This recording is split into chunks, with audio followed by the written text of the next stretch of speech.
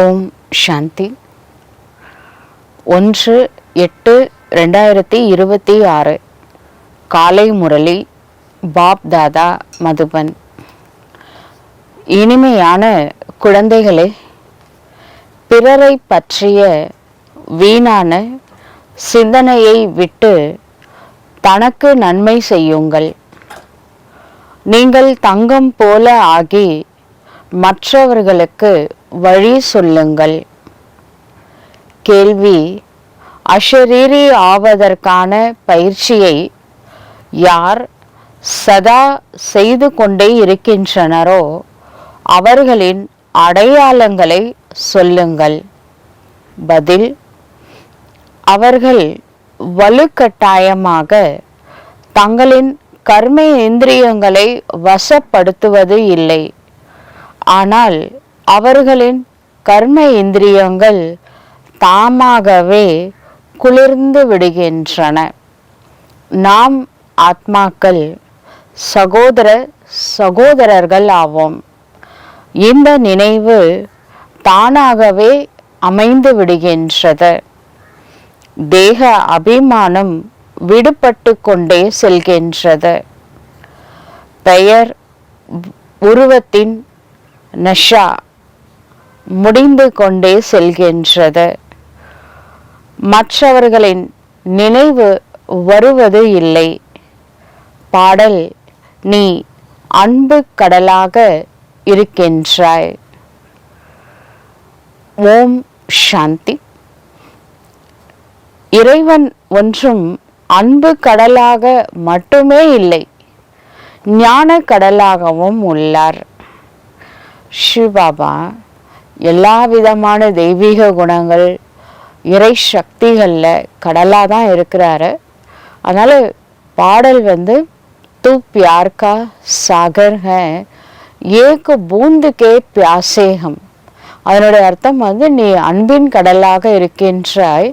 இந்த இறை அன்புடைய ஒரு டிராப் எனக்கு கிடைச்சா போதும் அப்படின்னு மக்கள் ஏங்கிட்டு இருக்கிறாங்க.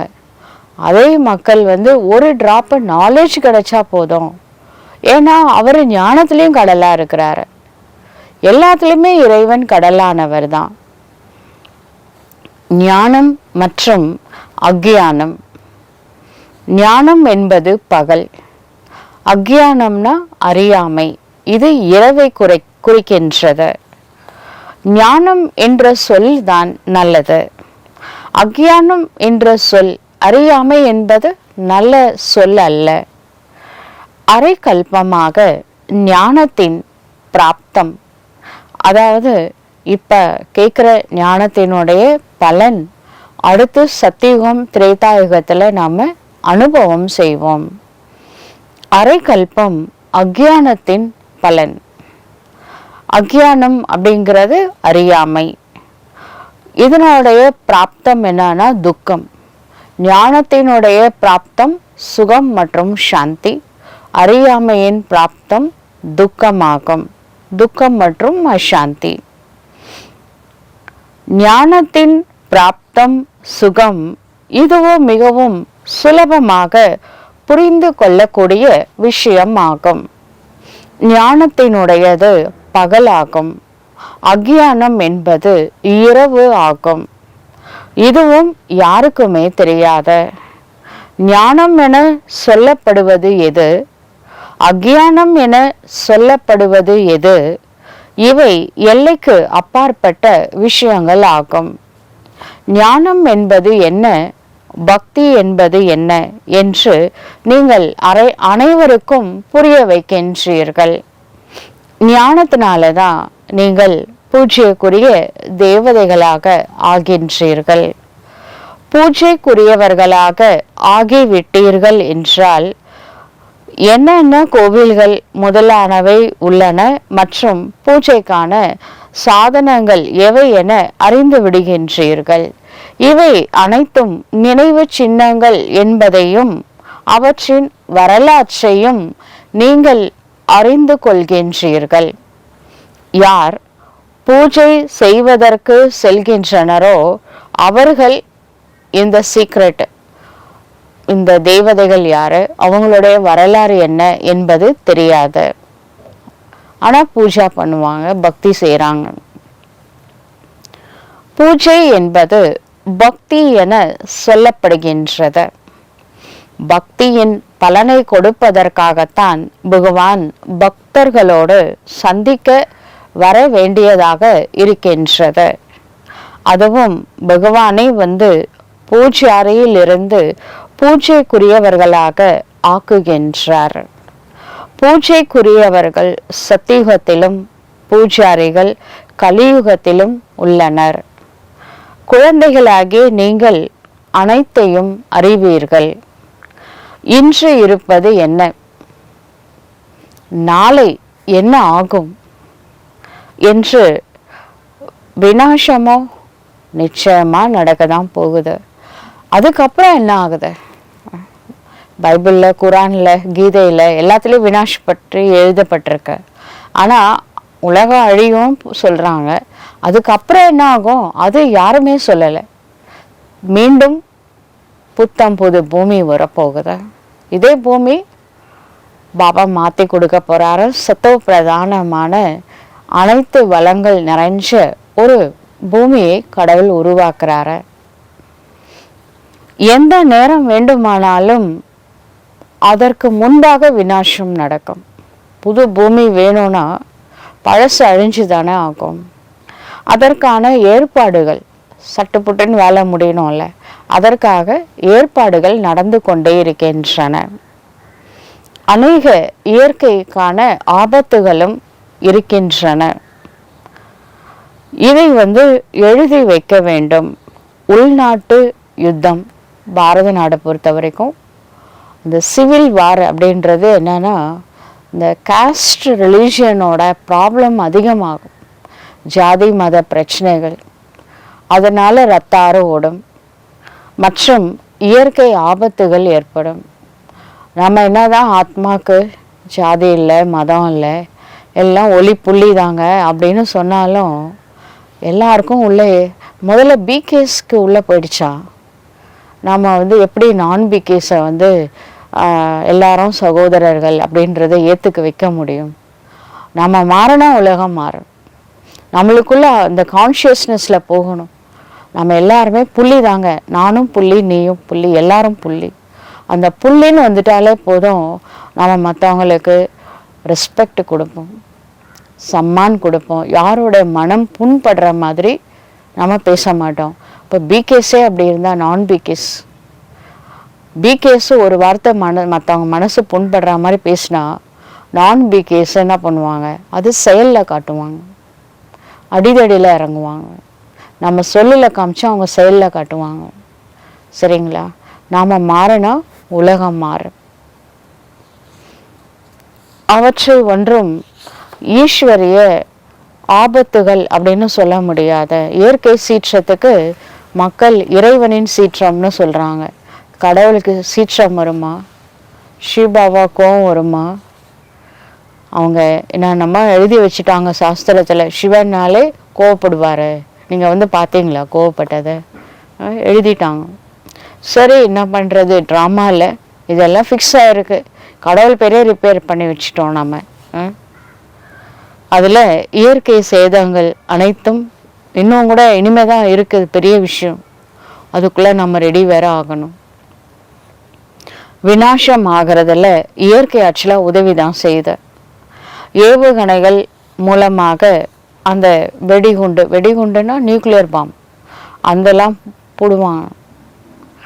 பட்டினி சாவு வேற இருக்கும், நிலநடுக்கம் வேற இருக்கும். இது எல்லாம் என்னன்னா ஒரு புல்டோசரோட வேலை செய்த.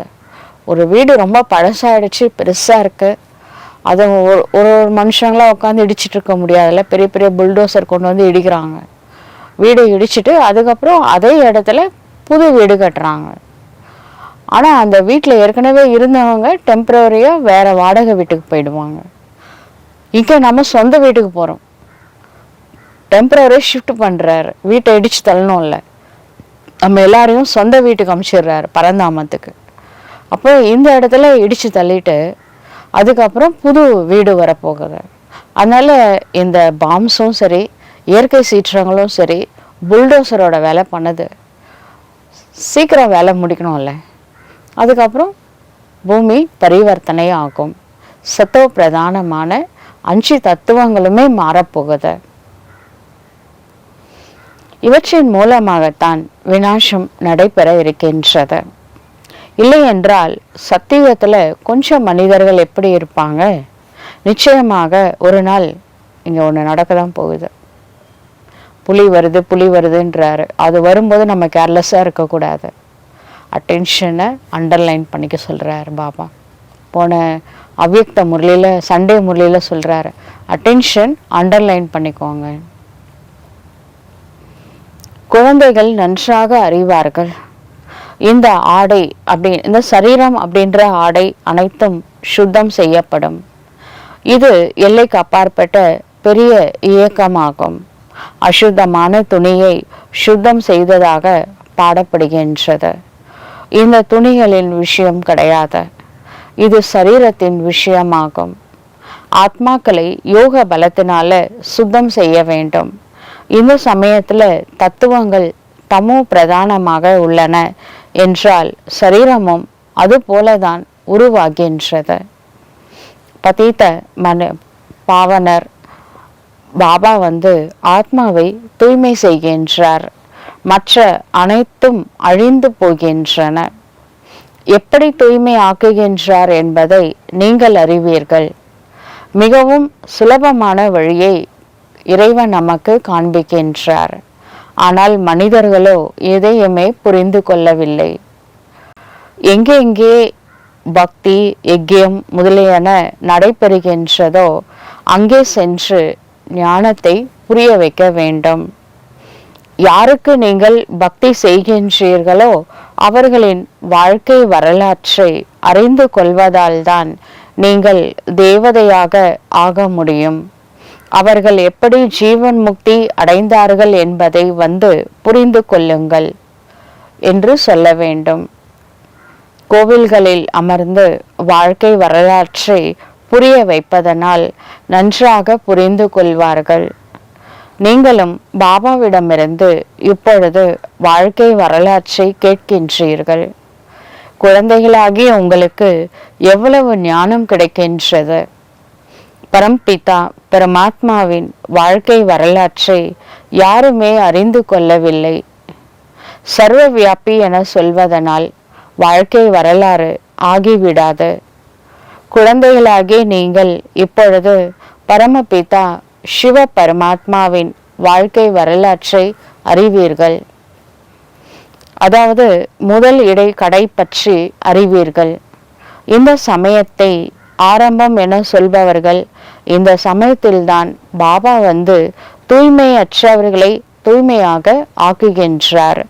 பிறகு கல்பத்தின் மத்தியில துவாபர யுகத்துல பக்தியினுடைய பார்ட்டு ஆரம்பமாகும். பாபா சொல்கின்றார், இந்த சமயத்தில் அதாவது சங்கம யுகத்தில் தான் சிவபாபா பூமிக்கு வராரு, ஸ்தாபனை காரியத்தை செய்கிறாரு மற்றும் செய்ய வைக்கவும் செய்கிறாரு. செய்பவரும் அவர் தான், செய்ய வைப்பவரும் அவர் தான். பிரேரணையை தூண்டுதல் செய்தல் என சொல்ல மாட்டார்கள். பாபா அவருடைய கர்ம இந்திரியங்கள் மூலமாகத்தான் அனைத்தையும் செய்கின்றார். இதுல பிரேரணையின் விஷயம் கிடையாது. செய்பவர் செய்ய வைப்பவர் என்றால் நிச்சயமாக நேரில் இருந்துதான் செய்ய வைப்பார். பிரேரணையினால எதுவுமே நடைபெற முடியாது. ஆத்மா சரீரம் இல்லாமல் எதையுமே செய்ய இயலாது. அநேகர் சொல்கின்றனர், ஈஸ்வரன் தான் அனைத்தையும் செய்கின்றார் என்று. பாபா, நீங்கள் பிரேரணை செய்யுங்கள், என்னுடைய கணவரின் புத்தி சரியாகிவிட வேண்டும் அப்படின்னு சில மாதாஸ் கேட்குறாங்க. பாபா சொல்கின்றார், இதுல பிரேரணையின் விஷயம் எதுவுமே கிடையாது. பிறகு சிவ ஜெயந்தி ஏன் கொண்டாடப்படுகின்றது? பாபா பிரேரணை மூலமா அவரை நினைச்சா அவங்க பீக்கி ஆயிட்டாங்கன்னா அப்புறம் அவர் பூமிக்கே எதுக்கு வரணும்? மேலேருந்தே நினச்சிக்கலாம்ல பாபா, நம்மளாம் அப்படியே மாறிடலாம்ல.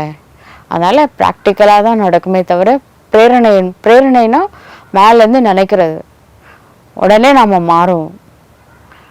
நீ ஆத்மா அபிமானி ஆகுன்னு மேலே நினைக்கிறாருன்னா உடனே நம்ம ஆத்மா அபிமானியாக மாறணும். இதெல்லாம் சாத்தியமா? வாய் திறந்து சொல்லியே நம்மளால மாற முடியல. அப்போ பிரேரணை மூலமாக எதுவுமே நடக்காது. இப்போ சிவ ஜெயந்தி சிவராத்திரி கொண்டாடுறோன்னா சிவன் பூமியில் அவதரித்து இருக்கின்றார், அதுதான் நம்ம கொண்டாடுறோம். பிரேரணையின் மூலமாக காரியம் நடைபெறும் என்றால் பிறகு அவர் எதற்காக வந்தார்? முதலில் ஈஸ்வரன் என்பவர் என்ன பொருளாக உள்ளார்? ஈஸ்வரன்றது யாரு? யார் கடவுள்? யாரு? அதை நம்ம முதல்ல நல்ல முறையில் புரிந்து கொள்ள வேண்டும். இது பக்தியில் இருக்கிறவங்களுக்கு தெரியாத. ஈஸ்வரனின் பிரேரணையினால தான் அனைத்தும் நடைபெறுகின்றது என்று மட்டும் சொல்லிவிடுகின்றனர். நிராகாரமான சரீரமற்ற பகவான் பிரேரணையினால என்ன செய்வார்? அவரை தான் செய்பவர் மற்றும் செய்ய வைப்பவர் என்று சொல்கின்றோம். அவர் வழி சொல்கின்றார். கர்ம இந்திரியங்கள் மூலமாகத்தான் முரளி சொல்றாரு. அவர் கர்ம இந்திரியம் தேவைப்படுறதில்ல முரளி எடுக்கிறதுக்கு. கர்ம இந்திரியங்களின் ஆதாரத்தை எடுக்காத வரை, பிரம்மா பாபா உடம்புல சிவபாபா வராத வரை எப்படி முரளி சொல்ல முடியும்? ஞான கடல் என்றால் சொல்வதற்கு வாய் வேண்டும் இல்லையா? இப்பொழுது குழந்தைகளாகிய உங்களுக்கு முழு உலகத்தின் முதல் இடை கடை பற்றி நன்றாக தெரியும். முழு ஞானமும் கிடைத்திருக்கின்றது. ஞானம் இல்லாமல் முக்தி, ஜீவன் முக்தி இல்லை என புரிந்து கொண்டுள்ளனர். ஞானத்தை யார் கொடுப்பது? அக்ஞான மார்க்கம் மற்றும் ஞான மார்க்கத்திற்கிடையில் வேறுபாட்டையோ பார்த்திருக்கின்றீர்கள் இல்லையா? விஞ்ஞானம் என்றும் சொல்கின்றனர். அக்ஞானம் என்பது இருள். மற்றபடி ஞானம் மற்றும் விஞ்ஞானத்தை நாம் முக்தி மற்றும் ஜீவன் முக்தி என்றும் சொல்லலாம். உங்களுக்கு இப்பொழுது தூய்மை அடைவதற்கான ஞானம் கிடைக்கின்றது. நீங்கள் சுய தர்ஷன சக்கரதாரியாக ஆகின்றீர்கள். யாராவது கேட்டால் வியப்பு அடைவார்கள். ஆத்மா ஞானத்தை பெற்று கொள்கின்றது என்றால் ஆத்மா நிச்சயமாக சம்ஸ்காரத்தை எடுத்து செல்லும் இல்லையா என கேட்பார்கள். மனிதரிலிருந்து தேவதை ஆகின்றீர்கள் என்றால் ஞானம் இருக்க வேண்டும். ஆனால் சிவ தந்தை புரிய வைக்கின்றார். பலனை அடைவதற்காகவே இந்த முயற்சி பயன் கிடைத்து விட்டதென்றால் பிறகு ஞானத்திற்கு என்ன தேவை உள்ளது? இப்போ பண்ற முயற்சி பிராப்தம் அனுபவம் செய்யறதுக்காக. பிராப்தம் ஒன்ஸ் கிடைச்சிருச்சுன்னா அதுக்கப்புறம் புருஷார்த்தம் செய்யணும்னு அவசியம் இல்லை. சத்தியத்துல போய் புருஷார்த்தம் பண்ணுவோம்மா? அங்கதான் எல்லா பிராப்தமும் கிடைக்கும் இல்லை? ஒன்ஸ் நம்ம சத்தியம் போயிட்டோம்னா அப்புறம் புருஷார்த்தம் பண்ண வேணாம். என்ன முயற்சி பண்ணணுமோ இப்பவே செய்ய வேண்டும். சத்தியம் என்பதே குழந்தைகளாகிய உங்களுக்கு கிடைக்கின்ற பிராப்தம் ஆகும். அதாவது பலன். இப்ப செய்யற முயற்சிக்கான பலன் சத்தியுகம். அதுல வைகுண்ட பதவி. இந்த விஷயங்களை கேட்டாலே மற்றவர்கள் வியப்படைவார்கள். இந்த ஞானம் பரம்பரையாக ஏன் நடைபெறுவது இல்லை என கூட கேட்பாங்க. சிவ தந்தை சொல்கின்றார், இந்த ஞானம் மறைந்து விடுகின்றது. பகல் வந்துவிட்டால் பிறகு அக்ஞானம், அறியாமை என்ற இருள் இருக்காது. அதனால ஞானத்தின் தேவை அங்க இருக்காது. சூரியன் வந்துட்டா இருள் போயிடுறத மாதிரி நம்மளுக்கு சத்தியம் வந்துருச்சுன்னா இந்த துக்கம் அசாந்தின்ற இருள் அங்க இருக்காது. அதனால ஞானம் தேவையில்லை சத்தியுகத்துல. இவை கூட புரிந்து கொள்ள வேண்டிய விஷயமாகும். புரிய வைப்பதற்காகவும் உள்ள விஷயங்களாகும். சட்டென்று யாராலும் புரிய வைக்கவும் முடியாது. சிவபாபா பாரதத்தில்தான் வருகின்றார். குழந்தைகளுக்காக பரிசு கொண்டு வந்திருக்கின்றார். பக்தியின் பலனை கொடுப்பதற்காக. இறைவன் பூமியில் அவதரித்து விட்டார். இப்ப இந்த காலத்துல பக்தி பண்றவங்க பண்ணும்போதே பலனை எதிர்பார்க்குறாங்க. ஆனா நாமெல்லாம் எந்த பலனும் எதிர்பார்க்காமலே நம்ம எத்தனையோ பிறவியில பக்தி பண்ணியிருக்கோம், 63 பிறவியில. ஆனா அந்த பலனை கொடுக்கறதுக்காக கடவுள் வந்திருக்கிறாரே. இப்ப இந்த விநாசம் நிச்சயமாக நடந்துதான் ஆகும். இதுல கூட நன்மை இருக்கு இல்லையா? இந்த உலகத்தை மாற்றணும் தானே, அப்பதான் புது உலகத்தை கொண்டு வர முடியும். அதற்கான அறிகுறிகள் கூட நீங்க பார்த்துட்டு தான் இருக்கிறீங்க. நீங்கள் கேள்விப்பட்டு கொண்டும் இருக்கின்றீர்கள். தீப்பொறி எழுகின்றது என்றால் ஓரிரு மணிக்குள் முழு கட்டிடமும் எரிந்து சாம்பலாக ஆகிவிடும். இது ஒன்றும் புது விஷயம் கிடையாது. விநாசமும் நிச்சயமாக நடைபெறப் போகின்றது. சத்தியுகத்தில் இருக்கக்கூடியவர்கள் கொஞ்சம் மனிதர்கள்னா தெய்வீக குணம் நிறைஞ்ச மனிதர்கள், தேவதைகள்னு சொல்றோம். அவங்க சிரேஷ்டமானவர்கள், சிறந்தவர்கள், உயர்ந்தவர்கள்னு சொல்லலாம். ஆக உயர்ந்தவர்களாக ஆகணும்னா அதுக்கு எவ்வளவு முயற்சி பண்ணணும்? மாயா முயற்சி பண்றவங்கள விட மாட்டேங்குது. ஒரேடியா மூக்கை பிடித்து இழுத்து தள்ளி விடுகின்றது. அந்த காலத்துல சிலர் தபஸ் பண்ணுவாங்க காட்டுலலாம், ரிஷிகள்லாம். அப்ப தவம் பண்ணும்போது அதனுடைய அக்னி சூக்ஷ்ம உலகம் போகுமா, யோக அக்னி. அப்ப அந்த இந்திரனோட சீட்டே ஆடுமா. உடனே தெய்வேந்திரன் அந்த தவத்தை கலைக்கிறதுக்கு எல்லா ஏற்பாடும் பண்ணுவார். ரம்பா ஊர்வசிலாம் கூட அனுப்புவார். அதே மாதிரி தான் இங்கே பிகேஸ் தவம் பண்ணுறாங்க அப்படின்னா, அந்த தவத்தை கலைக்கிறதுக்கு பல இடையூறுகள் நடக்கும். அதெல்லாம் கிராஸ் பண்ண ஏக் பாப் துஸ்ரா ந கோய் அப்படி அந்த ஸ்டேஜில் யார் வராங்களோ, அதே சமயம் தபஸ் விடக்கூடாது. கண்டினியூஸாக பாபா நினைவு, அந்த எல்லா இடையூறுகளையும் கடக்கணும். சொல்லுவாங்களே, புயல் வரும், சிங்கம் வரும், பாம்பு வரும், எல்லாம் வரட்டும், ஆனால் தபஸ்வி அசையவே கூடாது இல்லைங்களா? அதனால நம்ம ஒரு இடத்துல போய் உட்காந்துறது இல்லை, மனம் அசையக்கூடாது. ஆடாமல் அசையாமல் உறுதியாக இருக்கணும். சிங்கம், புலி, பாம்புலாம் யாரு?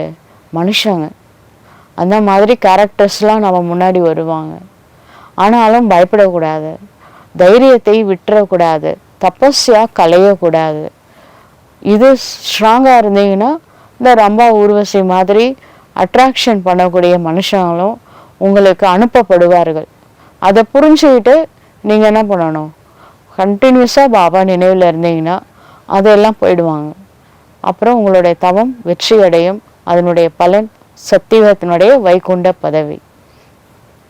நரன் நாராயணன் 2 ரிஷி இந்த மாதிரி தான் தபஸ் பண்ணி கடைசியில் நரன் அர்ஜுனனாகவும் அந்த நாராயண் கிருஷ்ணராகவும் பிறந்ததா கீதையில் சொல்லப்பட்டிருக்கு. உன்னோட பிறவி பற்றி உனக்கு தெரியாது, உன்னை பற்றி எனக்கு தெரியும். நம்ம 2 பேரும் போன பிறவியில் நரன் நாராயணன் 2 ரிஷியாக இருந்தோம் அப்படின்னு கிருஷ்ணா அர்ஜுனனுக்கு சொல்வார். அது நம்ம கதை தான்.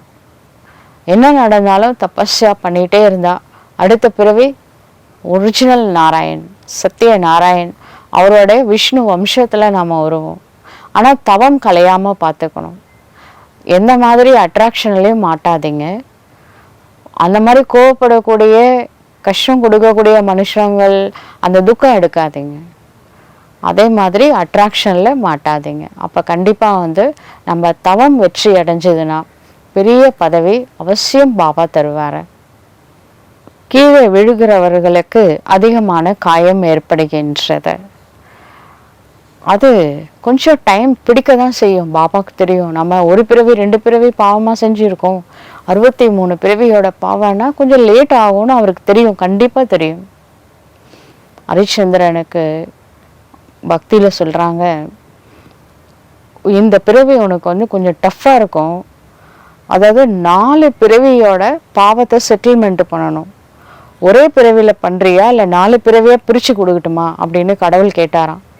ஹரிச்சந்திரன் சொன்னாராம், இந்த ஒரே பிறவியில் நான் அனுபவிச்சுக்கிறேன், அடிக்கடி எனக்கு பிறவா நிலை கொடுத்துருங்க, இதில் எவ்வளோ செட்டில் பண்ணணுமோ பண்ணிடுறேன், முக்தி கொடுத்துருங்க, என்னால் 4 பிறவிலாம் எடுக்க முடியாது அப்படின்னு சொன்னாராம். புரியுதுங்களா? ஒரே பிறவியில் 4 பிறவியோட கணக்கை செட்டில் பண்ணியிருக்கிறாரு அந்த ஹரிச்சந்திரன். உங்களுக்கு தெரியும் எவ்வளோ பெரிய ராஜா, போனால் எரிக்கிற வேலை வரைக்கும் போனார். இப்போ நம்மளுக்கு 4 பிறவி 5 பிறவி இல்லை, 63 பிறவியோட பாவம் இருக்குது. யோசிச்சு பாருங்க, எவ்வளோ பெண்டிங் லிஸ்ட் வச்சுருக்கோம். அப்போ நம்ம எவ்வளோ இடைவிடாத தவம் பண்ணணும். எந்த அட்ராக்ஷன்லேயும் போய் மாட்டக்கூடாது, எந்த விதமான டெஸ்ட் பேப்பரை பார்த்து பயப்படவும் கூடாது, பாபா விட்டு போகணுன்னு கூட நினைக்க கூட கூடாது.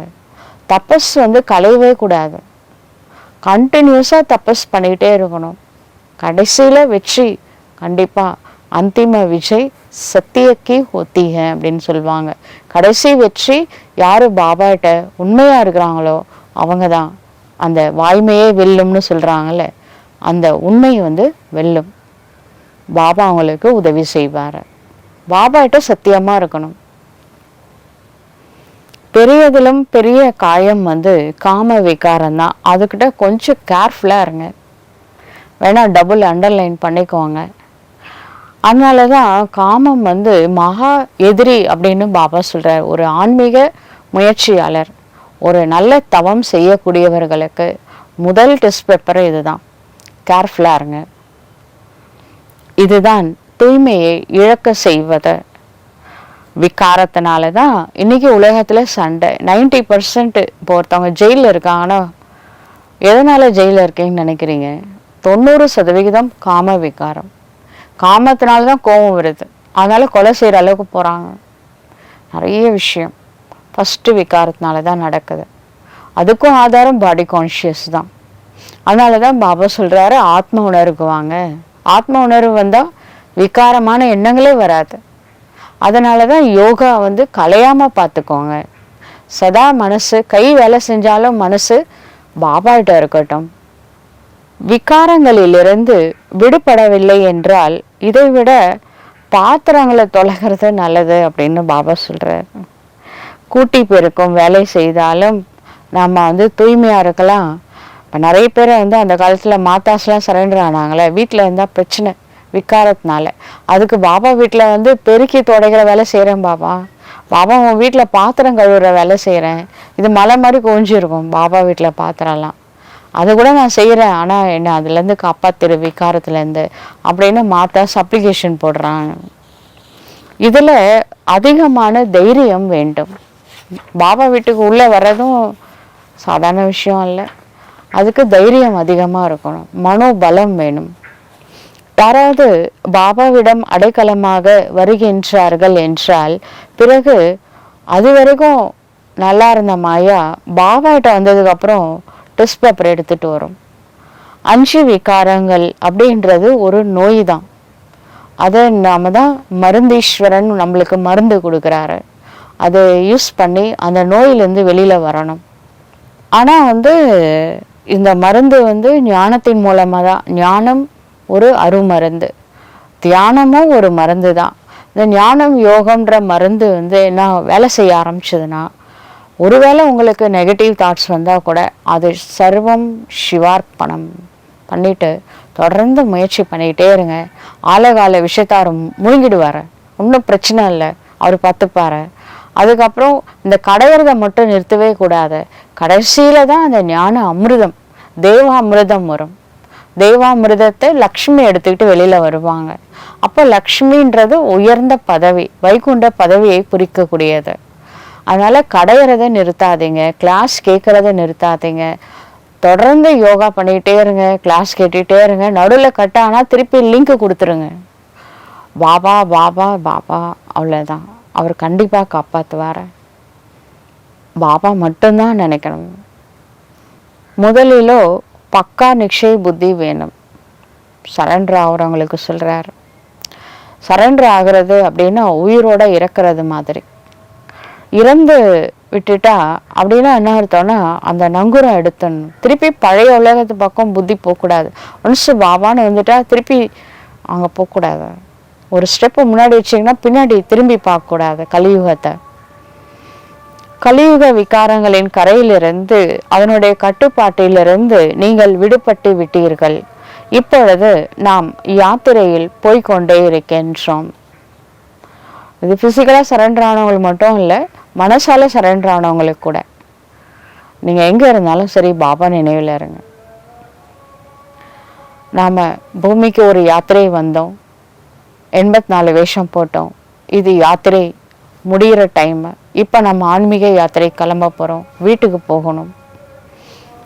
நாம் அஷரீரியா இருந்துதான் பூமிக்கு வந்தோம், சரீரம் கூட எடுத்துக்கிட்டு வரல.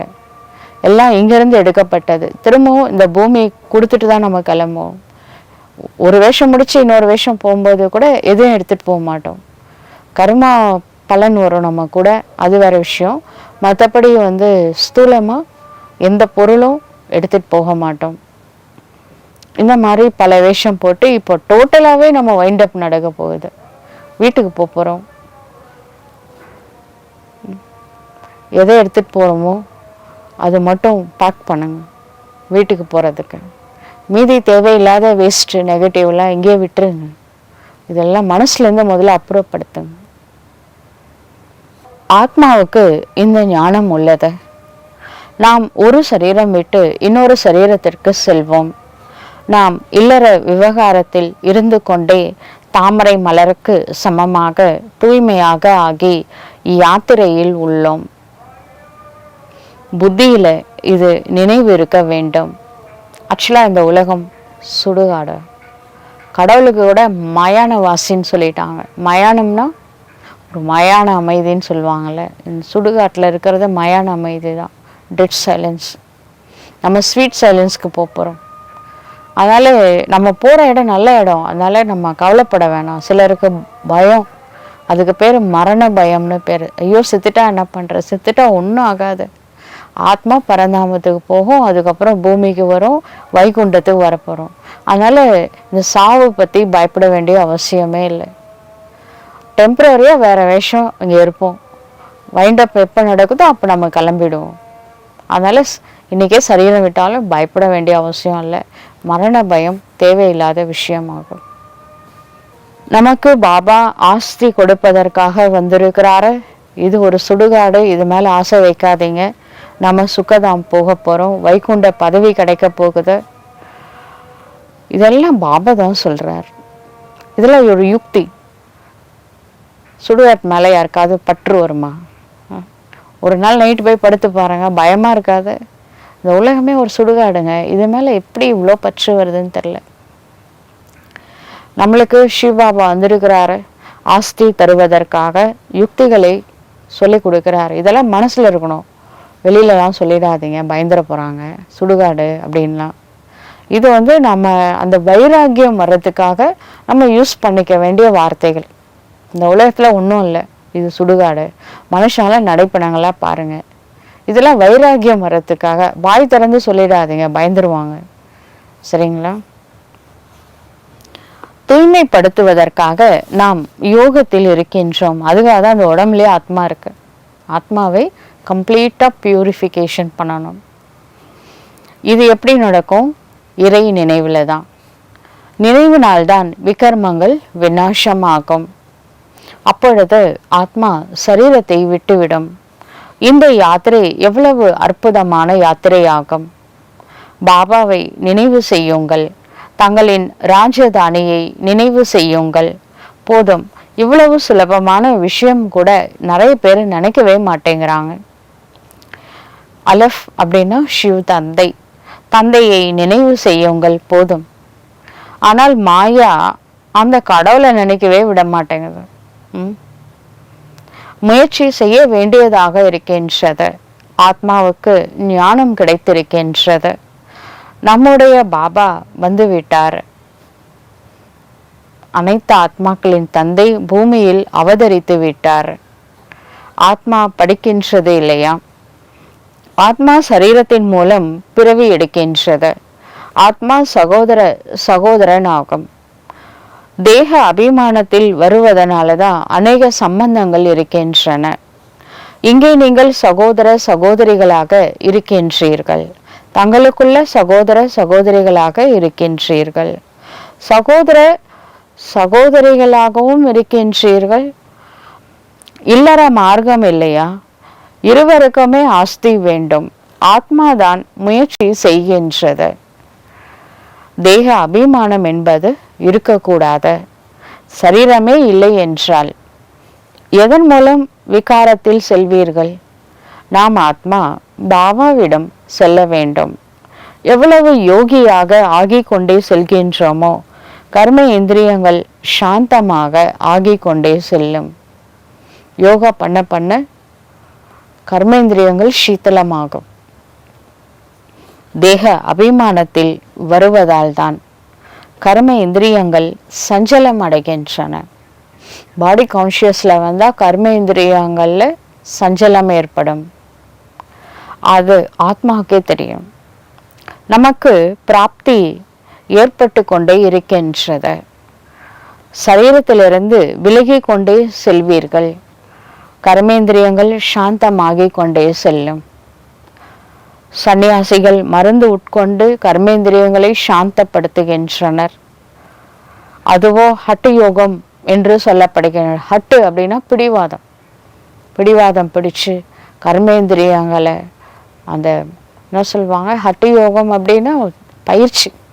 மூச்சை அடக்கி அப்புறம் உடம்ப வளைச்சி அதை மாதிரிலாம் ஹட்டு பண்ணி தூய்மையாக இருக்கிறதுக்காக முயற்சி பண்ணுறாங்க. பாபா ராஜ் யோகம் சொல்லி கொடுக்குறாரு. ராஜா மாதிரி வாழ்க்கை வாழுங்க, மனசில் ரிஷியாக இருங்க, முடிஞ்சிச்சு மேட்ரு, ரொம்ப கஷ்டப்படாதீங்க அப்படின்னு சொல்கிறார். நீங்களும் நினைவின் மூலமாக காரியம் மாற்ற வேண்டும். யோகா பலத்தினால நீங்கள் கர்ம இந்திரியங்களை வசப்படுத்த முடியாதா என்ன? யோகா பண்ணா என்ன வேணாலும் செய்யலாம். உங்க கர்ம இந்திரியங்கள் உங்க கண்ட்ரோல்ல இருக்காது? கண்டிப்பா முடியும். ஆத்மா அபிமானியாக ஆகிக் கொண்டே செல்வீர்கள் என்றால் அந்த அளவிற்கு கர்மேந்திரியங்கள் சாந்தமாகிக் கொண்டே செல்லும். நம்ம ஆத்மா உணர்வுல இருக்க கர்மேந்திரியங்கள் சீத்தலம் சாந்தமாகும். மிகுந்த முயற்சி செய்ய வேண்டியதாக இருக்கின்றது. அதுக்கு ஆத்ம உணர்வுல இருக்கிறதுக்கு பயிற்சி பண்ணணும். இதனால் கிடைக்கும் பலன் மிக உயர்ந்தது இல்லையா? பாபா சொல்கின்றார், யோக சக்தியினால நீங்கள் உலகத்தின் எஜமானராக ஆகின்றீர்கள். கர்மேந்திரியங்களின் மீது வெற்றி கொள்கின்றீர்கள். அதனால பாரதத்தின் யோகம் புகழ் பெற்றதாக உள்ளது. நீங்கள் மனிதரிலிருந்து தேவதையாக, தூய்மையற்றவரிலிருந்து தூய்மையானவர்களாக ஆகின்றீர்கள். பிரஜைகளும் கூட அங்கே சொர்க்கவாசியாகத்தானே இருக்கின்றார்கள். யோக பலத்தினால நீங்கள் ஸ்வர்கவாசி ஆகின்றீர்கள். தேக பலத்தினால ஆக முடியாத. முயற்சி ஒன்றும் அதிகம் இல்லை. குமாரிகளுக்கோ முயற்சியே தேவையில்லை என்பது போலத்தான் அவர்கள் சுதந்திரமாக இருக்கின்றார்கள். விகாரத்துல சென்றால் பெரிய சிக்கலாக ஆகிவிடும். அதர் குமார்ஸ் மாதாஸ்லாம் அந்த தூய்மையை ஃபாலோ பண்ணுறதுக்கு எவ்வளோ கஷ்டப்படுறாங்க. கன்னியாசு குமார்ஸ்க்கு அந்த பிரச்சனை இல்லை. ஆனால் விகாரத்தில் போனால் வெளியில் வர்றது அவ்வளோ கஷ்டம் அப்படின்னு பாபா சொல்கிறார். அதனால பிரம்மா குமாரியாக இருக்கிறது ரொம்ப நல்லதுங்க. இல்லைன்னா கன்னியாஸ் மேரேஜ் பண்ணிட்டா என்ன சொல்கிறாங்க, அதர்குமார், மாதாஜி பேரே அதர்குமாரி அப்படின்னு ஆயிடுது. யுகலா கூட ஏன் ஆக வேண்டும்? அதில் கூட பெயர் உருவம் அவங்கள நினைப்பாங்கல்ல. அப்புறம் அதில் போயிடும், நஷா வேற லெவலில் போயிடும். அதனால இது மூர்க்கத்தனமாகும். தம்பதி ஆன பிறகு பவித்திரமாக இருப்பதற்காக ரொம்ப கஷ்டம். அதுக்கு நீங்கள் குமார் கன்னியாவே இருந்துட்டு பவித்திரமாக இருந்துட்டு போயிடுங்க. மாதாஸ்லாம் கேட்டு பாருங்க, அவங்க எவ்வளோ பேசாமல் கன்னியாவாக இருக்கும்போது பாபா ஏன் எனக்கு கிடைக்கலன்னு சொல்லுவாங்க. அப்போ ஒரு கன்னியாஸ் வாழ்க்கையை என்ஜாய் பண்ணுங்க, அதை விட்டுறாதீங்க, மாதாஸாக ஆயிடாதீங்க. ஞானத்தின் முதிர்ச்சி வேண்டும், இதெல்லாம் மெச்சூரிட்டி வேணும். அநேகர் தைரியம் வைக்கின்றார்கள், ஆனால் நெருப்பின் ஜுவாலா விட்டு விடுமானால் விளையாட்டு முடிந்து போகும். மெச்சூரிட்டினா ஸ்தூலமாக அந்த மெச்சூரிட்டி இல்லை.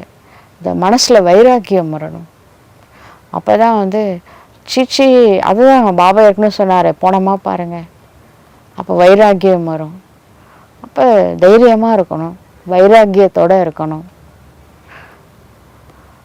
அதனால பாபா சொல்கிறாரு, குமாரிகள் பிறகும் கூட அவங்க புண்ணியம் பண்ணியிருக்காங்க. அதர் குமாரி, அதாவது மாதா சாகிறதுக்கு முன்னாடி பாபா கிடைக்கிறாருன்னா அது கூட ஒரு புண்ணியம்தான். ஆனால் பாபா கிடைச்சதுக்கப்புறம் மாதா சாகுறாங்க பார்த்தீங்களா, அது ரொம்ப கஷ்டம். ரொம்ப அனுபவிப்பாங்க கஷ்டத்தை. என்ன செய்கிறது, அதுவும் ஒரு விதமான கணக்கு தான். சரி, பாஸ்ட் இஸ் பாஸ்ட்டு, இருக்கிறது கொஞ்ச நாள். இப்போ நீங்கள் கன்னியாவாக இருந்தாலும் சரி, மாத்தாஸாக இருந்தாலும் சரி, பரவாயில்ல, எதுவாக இருந்தாலும் சரி, இருக்கிற வரைக்கும் பாபாவை நினைங்க. எவ்வளோ என்னால் ஆத்மாவை பியூரிஃபிகேஷன் பண்ண முடியுமோ அது பண்ணணும். டைம் கம்மியாக இருக்குது. அதற்குமாரி ஆவதற்கான சிந்தனை கூட ஏன் வைக்க வேண்டும்? குமாரியாகவே இருந்துட்டு போங்களேன். எதுக்கு மாத்தாஸ் ஆகணும்னு நினைக்கிறீங்க? குமாரிகளுக்கு எவ்வளோ நல்ல பேர் இருக்கு. பால பிரம்மச்சரியாக இருக்கிறீங்கல்ல, அது எவ்வளோ பெரிய நல்ல விஷயம் தெரியுமா? பால பிரம்மச்சரியாக இருப்பது ரொம்ப நல்ல விஷயம். அதனால சக்தி இருக்கும். சப்த கன்னியாசுன்னு சொல்கிறாங்களே, பவர்ஃபுல்லாக இருப்பாங்க. தூய்மைக்கு அவ்வளோ சக்தி இருக்குது. மற்ற யாருடைய நினைவும் வராது. கல்யாணம் ஆகிட்டா குழந்தைங்கள பார்த்துக்கணும், ஃபேமிலி பார்த்துக்கணும், 2 ஃபேமிலி வேறு, இவ்வளோ கஷ்டம் இல்லை? அவங்க லௌகீக ஃபேமிலி ஞாபகத்தில் இருக்கும். இப்போ வேறு மேரேஜ் ஆன இடத்துல அந்த ஃபேமிலியும் பார்த்துக்கணும். ரொம்ப டிஸ்டர்பன்ஸ் நிறைய இருக்கும். அப்புறம் எங்கே நீங்கள் பாபாவை நினைக்க முடியும்? மேரேஜ் ஆகிட்டு பாபா நினைக்கிறது ரொம்ப கஷ்டம்தான். அதுக்கு முயற்சி அதிகமாக தேவைப்படும். ரொம்ப முயற்சி பண்ணால் பாபா அதுக்கு வேண்டிய பலன் கொடுக்க தான் செய்வார். இருந்தாலும் எதுக்கு தேவையில்லாமல் கன்னியாவாக இருந்துட்டு எதுக்கு மாத்தாசா மாறணும்? அதனால இந்த வாய்ப்பை வந்து மிஸ் பண்ணாதீங்க. ஏற்கனவே மாத்தாஸ் ஆன பிறகு நாலேஜ் கிடச்சிருக்குன்னா அது வேற விஷயம். அவங்களுக்கு பாபாவுடைய சகயோகம் இருக்கும். கன்னியாவாக இருந்துட்டு எதுக்கு மாத்தாஸ் ஆகணும்? குமாரி என்றால் தனியாக இருக்கிறாங்க, தம்பதினா இருவர் ஆயிடுறாங்க. இருவர் என்றால் வேற்றுமை கூட வரும். அவங்களுக்குள்ளவே பிரச்சனை கூட வர்றதுக்கு வாய்ப்பு இருக்கு. முடிந்த வரை தனியாக இருக்குது நல்லதுங்க. குமாரியாகவே இருந்துடுங்க. யார் வந்து பிகே லைஃப்பில் குமாரியாக இருக்கிறாங்களோ அவங்களுக்காக பாபா சொல்கிறார். உடனே மாத்தாஸ் உடனே ஐயோ பாபா சொல்லிட்டாருன்னு வேற ஏதாவது உள்டாவாக நினைக்கக்கூடாது. இது யாருக்கு சொல்கிறாரு அது கூட புரிஞ்சுக்கணும். பாபா மாத்தாஸுக்கு சொல்லலை. யாருக்கு வந்து குமாரியாக இருந்துட்டு மாத்தாஸ் ஆகணும்னு எண்ணம் இருக்கோ அந்த கன்னியாசுக்கு சொல்கிறாரு, தயவு செஞ்சு உங்கள் லைஃப்பை வந்து காப்பாற்றிக்கோங்க அப்படின்னு சொல்கிறாரு. ஏற்கனவே ஃபீல்டில் போயிட்டீங்கன்னா விட்டுருங்க, அது ஒன்றும் பண்ண முடியாது. அங்கேருந்து புருஷார்த்தம் பண்ணுங்க. பந்தனத்தில் இருந்து வருவதனால் பந்தனம் இன்னும் ஜாஸ்தி ஆகிடும். அந்த மாதிரி புத்தியை சிக்க வைக்கின்ற அளவுக்கு வலையை ஏன் பின்னிக்கொள்ள வேண்டும்? அத்தகைய வலையில் சிக்கிக்கொள்வது சரியானது அல்ல. குமாரிகளுக்கு ரொம்ப நல்ல விஷயம், பாபா கிடச்சிருக்கிறாரு.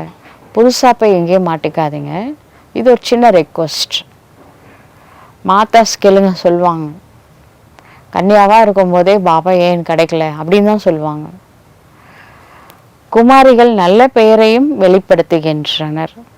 கண்ணையா என்ற பெயர் இருக்குல்ல, அது கிருஷ்ணருக்கு சொல்லிட்டாங்க. ஆக்சுவலாக அது சிவ் பாபாவுக்கு தான் சொல்லணும். குமாரியாக இருப்பது ரொம்ப நல்ல விஷயம், அது தப்பு இல்லை. வெளி உலகத்தில் கல்யாணம் பண்ணலையா, உன் பொண்ணு கல்யாணம் பண்ணல அப்படின்னு கேட்பாங்க. நீங்கள் வந்து ஊருக்காக வாழாதீங்க, உங்களுக்காக வாழுங்க. அவங்க வந்து நான் பிகேவாக இருந்தாங்கன்னா அது வேற விஷயம். அவங்களுக்கு நீங்கள் பண்ணி வச்சுடுங்க மேரேஜ், அது வேற விஷயம். அவங்க பிகேவாக இருக்கிறாங்க, பாபாகிட்ட இன்ட்ரெஸ்ட் இருக்குது, பாபா பாபான்னு உருகுறாங்கன்னா அவங்கள போய் தள்ளி விட்டுறாதீங்க. இவங்களுக்கு சுலபம் மாணவ வாழ்க்கை தூய்மையினுடைய வாழ்க்கையாகவும் உள்ளது. புத்தியும் புத்துணர்ச்சியோடு இருக்கும். குமாரிகள் பீஷ்ம பிதாமக போல இருக்கணும். கல்பத்திற்கு முன்பும் கூட அது போல இருந்தாங்க. பீஷ்ம பிதாமக என்ன சொன்னாரு? நான் மேரேஜ் பண்ணிக்க மாட்டேன். பீஷ்ம சபதம் எடுத்தாரு. பீஷ்ம பிரதிக்யா அப்படின்னு பேரு, சபதம். நான் பிரம்மச்சரியம் ஃபாலோ பண்ண போறேன் அப்படின்னு ஒரு சபதம் எடுத்தார்ல. அது போல யாரு இந்த பிறவில கன்னியாசா இருக்கும்போது நாலேஜ் கிடைக்குதோ அவங்க பீஷ்ம பிரதிக்யா மாதிரி எடுங்க. நான் தூய்மையா இருப்பேன், சபதம் எடுத்துக்கோங்க. அதனாலதான் தில்வாடா கோவில்ல கூட நினைவு சின்னம் உருவாகி உள்ளது. இப்பொழுது சிவ தந்தை குழந்தைகளுக்கு கட்டளை இடுகின்றார், என்னை நினைவு செய்யுங்கள். மற்ற அனைத்து விஷயங்களையும் விட்டுவிட்டு நீங்கள் உலகத்தின் நன்மைக்காக நன்மை பண்ணுங்க. ஃப்ரீயா இருக்கிறீங்களே, கன்னியாஸ்லாம் ஃப்ரீ பேர்டு. குமார்ஸா இருந்தா கூட அவங்களுக்கு ஒரு கடமை இருக்கு, பேரண்ட்ஸை பார்த்துக்கணும். கன்னியாஸ் ஒருவேளை உங்களுக்கு ஃப்ரீயா இருக்கிறீங்க, உங்க பேரண்ட்ஸை உங்க வீட்டில் இருக்கிற அண்ணன் தம்பிங்க பார்த்துக்கிறாங்கன்னா நீங்க ஜாலியா என்ன பண்ணுங்க, பாபாவோட சேவை பண்ணுங்க. மறதியினால் தவறு ஏற்பட்டு விடுகின்றத மறக்காதீங்க பாபாவை. குழந்தைகள் கீழே விழுந்து விடுகின்றனர். நீங்கள் வீண் சிந்தனையை விட்டுவிட்டு தங்களுக்கு நன்மையை செய்து கொள்ளுங்கள். மற்ற சிந்தனைகளில் செல்லவே வேண்டாம். நீங்க தங்கமா ஆகுங்க. டைம் கம்மியா இருக்குங்க. இப்ப போய் வேஸ்ட் தாட்ஸ், நெகட்டிவ் தாட்ஸ்லாம் வேணாம். எங்கேயும் போய் மாட்டாதீங்க. மற்றவர்களுக்கு நீங்க வழி காட்ட வேண்டும். சத்தோ பிரதானம் ஆவதற்கு ஒரே உபாயம்தான் இருக்கின்றது, அது தூய்மை ஆகணும். தூய்மை ஆகாமல் முக்தி தாமம் செல்ல இயலாத உபாயம் ஒன்றே ஒன்றுதான். ஆத்மானு புரிஞ்சு பாபாவை நினைச்சா ஆத்மா தூய்மை ஆயிடும். அந்துமதி சோகதி அப்படின்னா லாஸ்ட் செகண்ட் நான் யாரை நினைக்கிறேனோ அதுதான் என்னோட அடுத்த பிறவிக்கு ஆதாரமா இருக்க போகுது. மற்றவர்களை பற்றி வீணானவற்றை பேசுவதை விட்டு விடுங்கள். அவங்கள பத்தி அவங்கள பத்தி இப்படிதாங்க 5000 வருஷம் ஓடிச்சு, போதும். உங்களை பத்தி யோசிங்க, பாபாவை நினைங்க. எந்த வேஸ்ட் யாராவது பேச வந்தாங்கன்னா போதுங்க, எனக்கு டைம் இல்லை, எனக்கு நான் கொஞ்சம் சேவையில் பிஸியாக இருக்கிறேன்னு சொல்லிவிடுங்க, கட் பண்ணிவிடுங்க. பாபாட்ட ஜாயின் பண்ணிவிடுங்க புத்தி யோகத்தை. வேஸ்ட்டு வேணாம். இல்லை என்றால் உங்களுக்கு நீங்களே நஷ்டம் செய்து கொள்வீர்கள். எனர்ஜி இப்போ பாருங்கள், வேஸ்ட்டு நம்ம கேட்குறோன்னு வச்சுக்கோங்களேன், வேஸ்ட் தாட்ஸ் மனசில் போகும்ல, வேஸ்ட் தாட்ஸில் டைம் வேஸ்ட் ஆகுதா, எனர்ஜி வேஸ்ட் ஆகுதா? யாருக்கு நஷ்டம்? வேணாம். நெகட்டிவாக கேட்க வேணாம், பார்க்க வேணாம், பேச வேணாம், நினைக்க வேணாம். யாரோட நெகட்டிவ் வேணாம் நம்மளுக்கு. நம்ம விஷயமே தலைக்கு மேலே இருக்குது. அது சரி பண்ணுறதுக்கே பத்த மாட்டேங்குது டைமு. 63 பிறவியோட பெண்டிங் லிஸ்ட்டு இந்த சங்கமத்தில் என்ன பண்ணோன்னு ஞாபகம் கூட இல்லை. அதனால் இது எல்லாத்தையும் சரி பண்ணுறதுக்காக தான் இந்த பிறவி இருக்குது. இதில் மற்றவங்களோட நெகட்டிவ் கேட்டு இப்போ என்ன சாதிக்க போகிறீங்க? Time waste, energy waste. Waste தாட்ஸ்னால கொஞ்சம் என்ன பண்ணுங்க, அட்டென்ஷன் வைங்க. பாபா உங்களுக்கு சாபம்லாம் எதுவும் கொடுக்கல, பயந்துடாதீங்க. ஸ்ரீமத் படி நடக்கவில்லை என்றால் அவர் சாபம் கொடுக்க மாட்டாரு, உங்களுக்கு நீங்களே சாபம் கொடுத்துப்பீங்க. சரிங்களா? அதனால கொஞ்சம் கேர்ஃபுல்லாக இருங்க. நல்லது. இனிமேலும் இனிமையான தேடி கண்டுபிடிக்கப்பட்ட செல்ல குழந்தைகளுக்கு தாயும் தந்தையுமா விளங்கும் பாப் தாதாவின் அன்பு நினைவுகள் மற்றும் காலை வணக்கம். ஆன்மீக குழந்தைகளுக்கு ஆன்மீக தந்தையின் நமஸ்தே. ஆன்மீக தந்தைக்கு ஆன்மீக குழந்தைகளின் நமஸ்காரம். தாரணைக்கான முக்கிய சாரம். முதல் பாயிண்ட், நிக்ஷய் புத்தி உள்ளவராக ஆகி உயிருடன் இருந்து கொண்டே இந்த பழைய உலகத்தில் இருந்து தனது புத்தியின் நங்கூரத்தை எடுத்துவிட வேண்டும். பாபாவின் ஒவ்வொரு கட்டளையையும் பின்பற்றி தனக்குத்தானே நன்மை செய்து கொள்ள வேண்டும். இரண்டாவது பாயிண்ட், மற்றவர்களை பற்றிய சிந்தனையை விட்டுவிட்டு தனது புத்தியை தூய்மையான தங்கமாக ஆக்கிக் கொள்ள வேண்டும். மற்றவர் பற்றிய வீண் பேச்சுகளில் தனது நேரத்தை வீணடிக்க கூடாது. யோக பலத்தினால் தன்னுடைய கர்ம இந்திரியங்களை சாந்தமானதாக குளிர்ந்ததாக ஆக்கிக்கொள்ள வேண்டும்.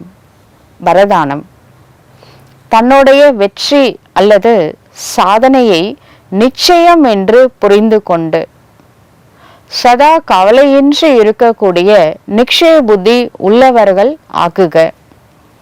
எப்பொழுதும் தந்தையின் மீது, சுயத்தின் மீது, என்னுடைய பார்ட்டின் மீது, பாபாவின் மீது மற்றும் நாடகத்தின் மீது, ஒவ்வொரு நொடி காட்சியின் மீதும் 100% 100% நிச்சய புத்தி உடைய குழந்தைகளின் வெற்றி அல்லது சாதனை உறுதியாகும். நம்ம மேல நம்பிக்கை இருக்கணும், பாபா மேல நம்பிக்கை இருக்கணும். டிராமால நடக்கிற ஒவ்வொரு சீனும் என்னோட நல்லதுக்காக நடக்குது. டிராமால நடக்கிற ஒவ்வொரு காட்சியும் என்னுடைய நன்மைக்காக நடக்கின்றது என்று யார் ஒருவர் நம்புகின்றனரோ அவர்களுக்கு வெற்றி நிச்சயமாகும். நிச்சயம் வெற்றி என்பதால் அவர்கள் சதா கவலையின்றி இருப்பார்கள். அவர்களின் முகத்தில் கவலையின் எந்த ஒரு ரேகையோ கோடோ தென்படாது. இந்த காரியம் அல்லது இந்த சங்கல்பம் நிறைவேறிவிட்டது என்ற நிச்சயம் அவர்களுக்கு சதா இருக்கும். அவர்களுக்கு ஒரு பொழுதும் எந்த விஷயத்திலும் கேள்வி எழ முடியாது. அவங்களுக்கு டவுட்டே வராது. சந்தோஷமா இருப்பாங்க. கவலையோட ரேகையே அவங்க முகத்துல தெரியாது.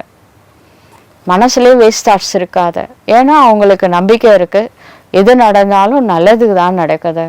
டிராமாவோட ஒவ்வொரு சீனையும் நம்புவாங்க. அதுல கஷ்டமோ நஷ்டமோ வந்தா கூட அதுல நன்மை இருக்குன்னு நம்புவாங்க. அதனால அவங்க கவலைப்பட மாட்டாங்க. வெற்றி நிச்சயமா அவங்களுக்கு கிடைக்கும்.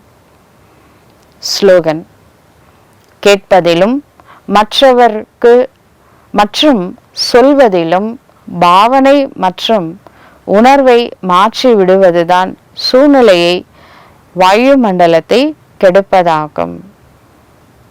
இப்போ நம்ம மற்றவங்களோட நெகட்டிவ் கேட்கும்போது நம்ம அவங்கள பாசிட்டிவாக நினச்சிருப்போம்.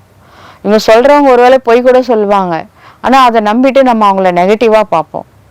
நாம் வேற வாய் சும்மா இல்லாமல் அவங்கள பற்றி என்ன கேட்டோமோ அதை 4 பேருக்கு வேற சொல்லிடுவோம். அப்போ மற்றவங்களும் என்ன பண்ணுவாங்க, ஒரு எக்ஸை பற்றி ஒய் தப்பாக சொல்கிறாங்க. நம்மளுக்கு அது உண்மையாக பொய்யான்னு தெரியாது. நாம் என்ன பண்ணிடுவோம், நம்பிடுவோம். அப்போ என்ன பண்ணுவோம், அந்த ஒய்யை பற்றி நம்ம என்ன பண்ணுவோம், மற்றவங்ககிட்ட இசட்டிகிட்ட போய் தப்பாக சொல்லுவோம். அவங்களும் என்ன பண்ணுவாங்க, அது எத்தனை பேருக்கு பரப்புவாங்களோ. ஆனால் அவங்க நல்லவங்களா இருப்பாங்க. இது எவ்வளோ பெரிய பாவம் தெரியுமா? இது யார் பரப்புகிறாங்களோ அவங்களுக்கு, யார் ஒன்றுமே செய்யாமல் இருக்காங்களோ அவங்கள பற்றி தப்பாக சொல்கிறாங்கன்னா அவங்களோட பாவத்தை இவங்கெல்லாம் ஷேர் பண்ணிப்பாங்க. ஷேர் பண்ணி என்ன ஆகும், கடைசியில் அவங்க யாரை பற்றி புறம் பேசுனாங்களோ அவங்க பாவம் போயிடும். ஆனால் பேசினவங்களுக்கு பாவம் அதிகமாயிடும். அதனால நம்ம யாரை பற்றி எதுவுமே யாருக்கும் சொல்ல வேணாம். முதல்ல அது உண்மையாக பொய்யான்னு நம்மளுக்கு தெரியாது. அது ஒருவேளை அவங்க ரொம்ப நல்லவங்க, பொறாமையினால பொய் சொல்கிறாங்கன்னா தயவு செஞ்சு நம்பி யாருக்கும் ஷேர் பண்ணாதீங்க. அப்படி சொன்னால் அவங்களோட 50% பாவம் உங்களுக்கு வந்துடும். அதனால மற்றவங்கள பற்றி நெகட்டிவ் பேசுறதுனால அது ரொம்ப தவறான பழக்கம். அதனால பேசாதீங்க. ஏற்கனவே நம்ம பாவமே ஏகப்பட்டது இருக்குங்க. நிறைய பிறவியோட பெண்டிங் லிஸ்ட் இருக்கு. அதெல்லாம் சரி பண்ணணும். ஷார்ட் பீரியட்ல இருக்கிறோம். இப்போ இந்த தப்பு இனிமே செய்யக்கூடாது.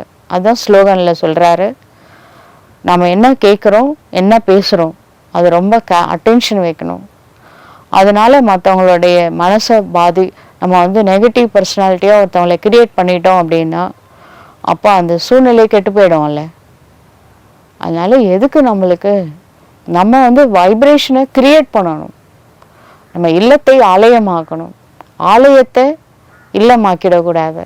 அதனால நாம தான் என்ன பண்ணோம், நம்ம மனசு ஆலயமாக இருந்தால் கடவுளை குடிக்கொள்வார். அங்கே நெகட்டிவ் இருக்கக்கூடாது, வேஸ்ட் இருக்கக்கூடாது. உங்கள் கண்ணிலே மற்றவங்களோட நெகட்டிவை பார்த்தீங்க அப்படின்னா கூட அவங்க மேலே சுப பாவனை வைங்க, அதை பரப்பாதீங்க. அவங்களுக்கு ஹெல்ப் பண்ணுங்க, திருந்துறதுக்கு உதவி செய்யுங்க.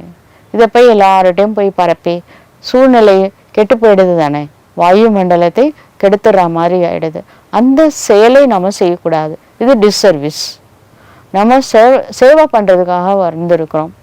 எல்லார் மேலேயும் சுப பாவனை வைக்கணும். இன்னைக்கு இல்லைனாலும் நாளைக்கு மாறிடுவாங்க. சரி, ட்ராமா, ராஜதானி ஸ்தாபனை ஆகுது, அவ்வளோதான், ஃபுல் ஸ்டாப். நல்லது. ஓம் சாந்தி.